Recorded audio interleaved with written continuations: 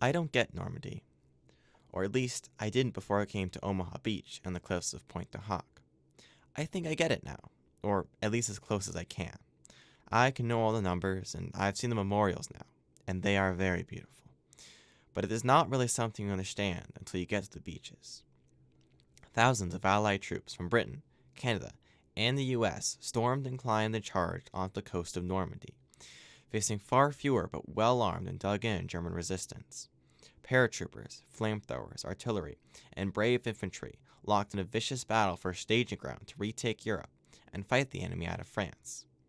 It's the quiet that really speaks here. The beaches are long, and they are calm and flat and quiet, and there was no one around until our tour group set foot on them. We took pictures, picked up sand and shells as our mementos as part of our incredible journey through Ernie Pyle's past, but until then, that beach was as spotless and smooth as a sheet of paper.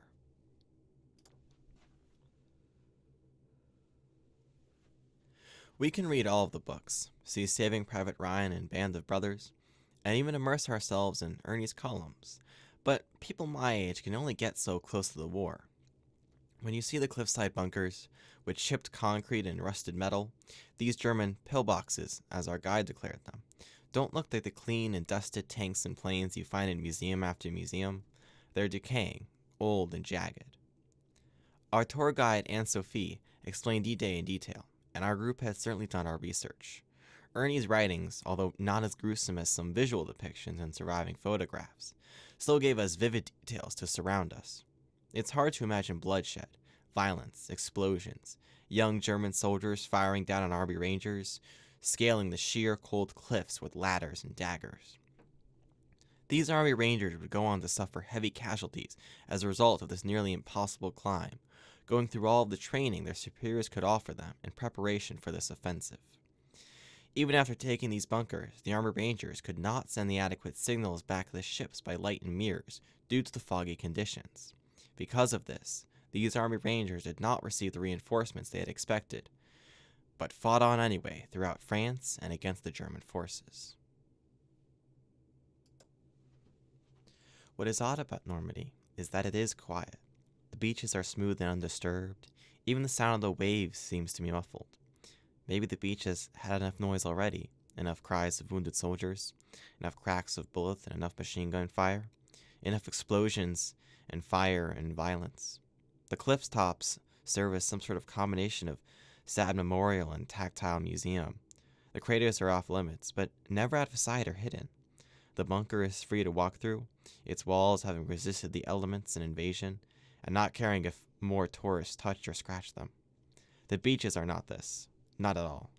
There was an air that something happened, and these long and beautiful beaches lay empty and untouched in a simple coastal town.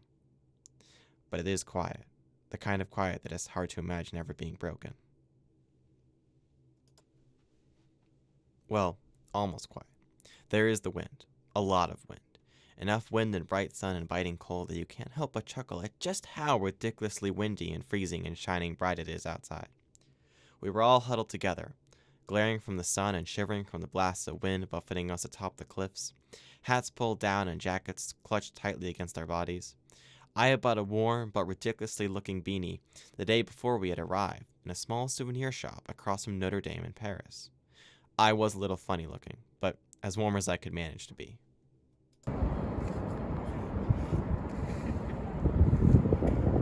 Imagine a tank. Alright, so how was the experience of the Omaha trip overall? Oh yeah.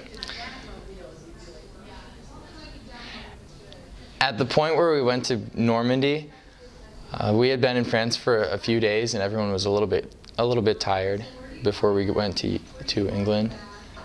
And it was a freezing cold day, and the winds at Normandy are crazy. The Normandy winds are super strong. So we were all trying to take pictures, and we were honestly just trying to stand straight up because the wind was knocking us over. The water was crashing against the shore. I feel like I do not fully understand it. Not yet. In these spaces, there is emotion or realization that still feels out of reach. I can read all the essays, first-hand accounts, watch the restored footage in movies and study it for hours, but some part of it is still missing.